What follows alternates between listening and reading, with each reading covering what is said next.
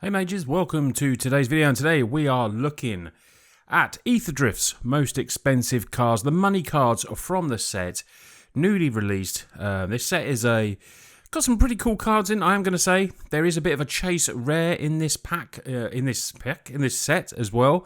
So it does make it potentially pretty decent if you're going to be going to get some booster packs, or if you're going to get, some play booster boxes or anything like that as well. We all know, though, the best way is to buy singles, but there's still a lot of people that love just cracking packs, and I'm definitely one of them as well. So we're going to be concentrating on just the normal arts, because as in normals, every set now, there's a billion different types of arts and treatments that normally each card gets.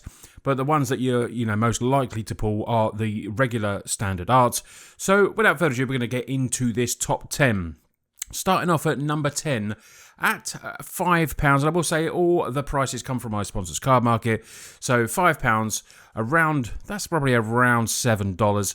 Oil Deep Gearhulk. This double blue, double black, there's a new wave of Gearhulks. I do love Gearhulks from previous sets.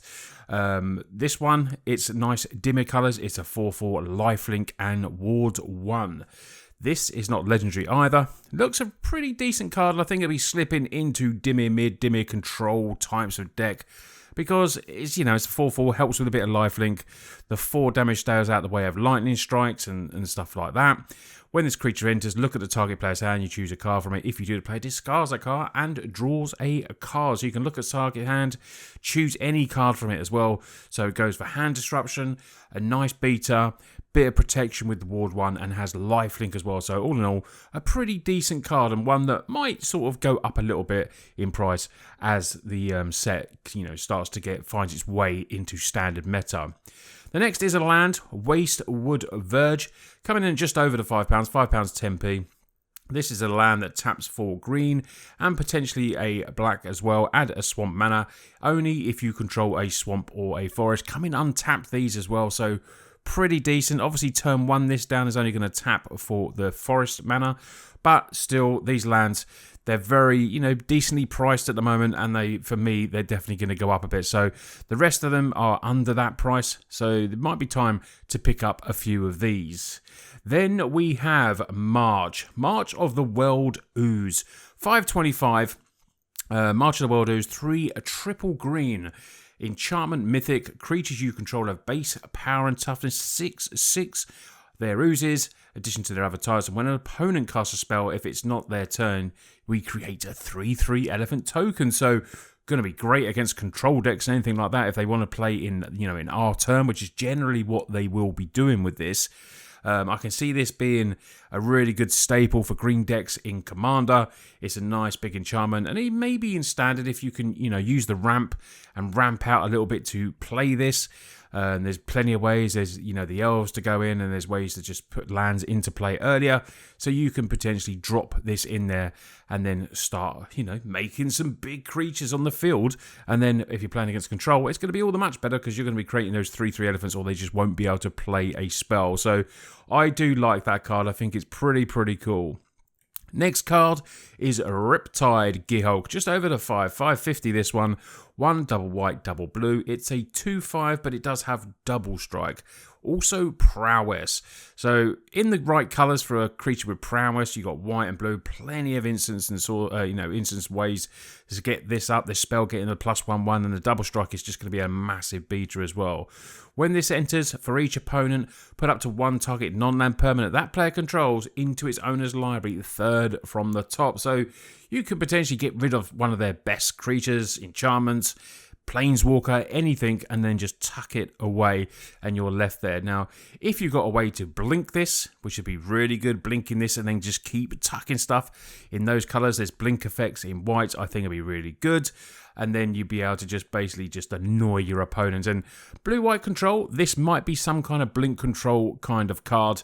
And I do like the new Gearhulks. I think they're pretty fun. And this one for me is in the right colours for me. I do like blue and white, being a blue mage, and definitely going to be trying to build around this card. We then have Sabsunan Luxa Embody for 3, a green and a blue. It's a legendary creature. It is a god. 6/6 to that 5 mana, reach, trample, and indestructible as well. So Sabsunan can't attack or bloss unless it has an even number of counters on it.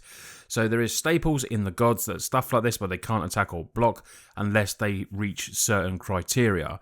At the beginning of your first main phase, put a 1/1 counter on Sab, and then if it has an odd number of counters on it, draw 2 cards. I mean, brilliant.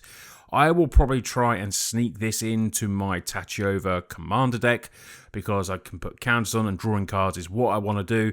And yeah, maybe Simic Control, Simic Ramp. This is going to be a card that you will be able to use this in Standard. Hopefully, I do like it and the 6/6 stats.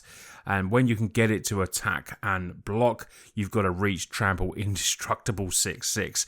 I just think this is a really, really cool card, Sabsunan. And for $6.70, I think it's a decent price. We now go to the top 5, and we're going up to £10 here, so around $12 for Monument to Endurance, a 3 mana artifact. Whenever you discard a card, choose one that hasn't been chosen this turn. Draw a card, create a treasure token, or each opponent loses 3 life. This is really cool, nicely costed for 3 mana. Clearly going to be seeing play in Commander as well. Will this see a place in Standard? Whenever you discard a card, you can choose one. So there are going to be discard ways to do this.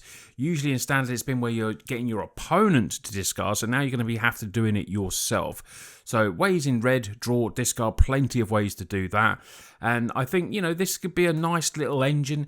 Is it quick enough for Standard? I'm not too sure, but definitely will find a place in Commander for me. Monument to Endurance, and a fair price at £10 at the moment.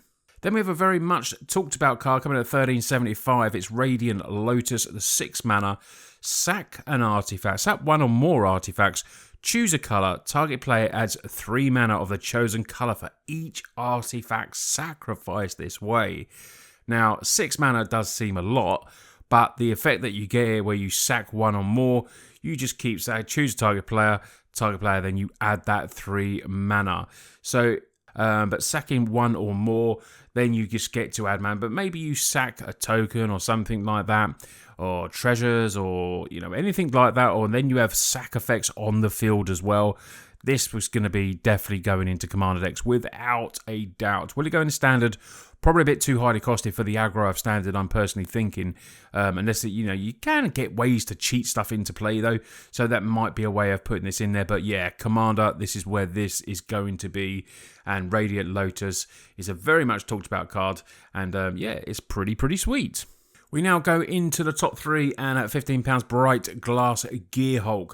It's another good Gearhulk, double green, double white. The most expensive Gearhulk on the list. This has first strike and trample. It's a 4/4. When this creature enters, you may search your library for up to 2 artifact, creature, and enchantment cards with mana value 1 or less.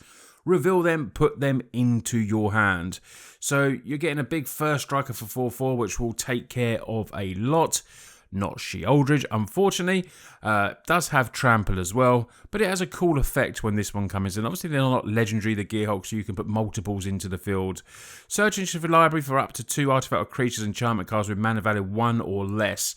Commander, you're going to be searching for some really good stuff, but potentially in Standard, you might be able to search for a few things. You've got the Authority of Councils you can go and search for. That's a nice 1-drop that will make opponents' creatures come in tapped. There's a few things. You could obviously name some things in the comments if you like what you think this will be really good interacting with. It is, quite highly priced, but it's obviously a very good card. I'm thinking maybe this one may drop. I personally just like the other Gearhulks a bit better than this, but yeah, I was quite surprised to see in the top 3. But it does have a cool, searching for stuff when this creature, and you can search stuff. Obviously, bouncing it again in the white colours, easy to bounce these type of creatures, and then using it as a tutor to go and get more stuff. But Bright Glass Gearhulk, let me know what you think of this one. But it's number 3 on the list. But let's get to number 2, and that is the Aetherspark, the Planeswalker, 4 mana for 4 loyalty. Has a lot of text here. As long as the Aetherspark is attached to a creature, the Aetherspark can't be attacked and has whenever a quick creature deals combat damage during your turn, you may put that many loyalty counters on it. So you can build it up pretty sweetly. Now, there is a -10 here, but the +1 is to attach the Aetherspark to the creature, and then you put a 1/1 counter in it. -5, draw 2 cards, so you want to be getting that damage in to build up them to be able to constantly draw cards with it. And the -10 is add 10 mana of any one colour. So, colourless Planeswalkers generally, always keep a really good price. I'd love to know what you think about this one. What decks do you think this will come into? Does have a draw effect on it. Sort of has, it can't be attacked as long as it's equipped, which is nice. But, I'm not too sure. I thought this one might drop down a little bit. But when I first did the video, I had to reevaluate the price of the card because it did start to creep up a little bit to go into $17.95. So, yeah, I'm interested to see what decks you think this one will go into. But now we're going to get to the number 1. And this was a card that was the most expensive card anyway, but then spiked again. So Ketramos, the New Dawn, is around £40 at the moment. So that's probably around $45, I think, $47. Menace, lifelink, indestructible. But obviously, because it's one of the gods, it can't attack or block unless there are 7 or more cards in exile. So that's in exile anyway. It doesn't have to just be in your exile pile. That's 7 or more cards just in exile. Whenever 1 or more cards are put into exile from graveyards and or battlefield during your turn, you draw a card and lose 1 life. So putting this into some kind of exile control, there's lots of exile around. It's really good. Now the indestructible obviously makes it decent, the menace makes it evasive, and lifelink is always going to help. And it's just 3 mana this. So 4/4, 3 mana. Now, do we have enough exiles in standard to deal with this? I'd have to take a look. Let me know if you've seen this in play at the moment. I know it's only very early since it's dropped, but it's been on Arena a little bit longer this week. It's definitely a card that people are selling. So I've seen loads of people all over different platforms that have pulled this and want to do it. So maybe they think it's going to, severely drop down in price. But we have had that spike up. And it was, around, about 40-50% spike up. It was around £28-29, and then jump up to the cheapest being around £40 on Cardmarket when I did this video. So interesting card. By clear the chase rare of the set that you want to be pulling. But yeah, let me know what you think of Ketramos. So there was the top 10 most expensive cards from the new Aetherdrift set. Hopefully, if you're opening cracking packs, you pull lots of these and then you get your money's worth. It's always nice to pull, above value on booster packs because it's just a bit of luck. You do need the luck from that. Buying singles, you're getting some good singles in that top 10 for good prices. Some of those Gear Hulks. Obviously, the lands, I think, that didn't make the top 10 as well. We only had one make there, which is the Golgari version. I think they're definitely always worth picking up lands because they always hold their price. They never drop that much or, eventually do go up. So they're always my advice for that. But yeah, thanks for watching today's video. Hope you enjoyed it. If you can, give it a big thumbs up and subscribe if you're new so you don't miss any videos. Big shout out to my Patreons as well. Thank you for that extra support. You can take a look at that down in the description if you want to join the Total MTG Patreon. But thank you very much. Take care and I'll see you on the next one.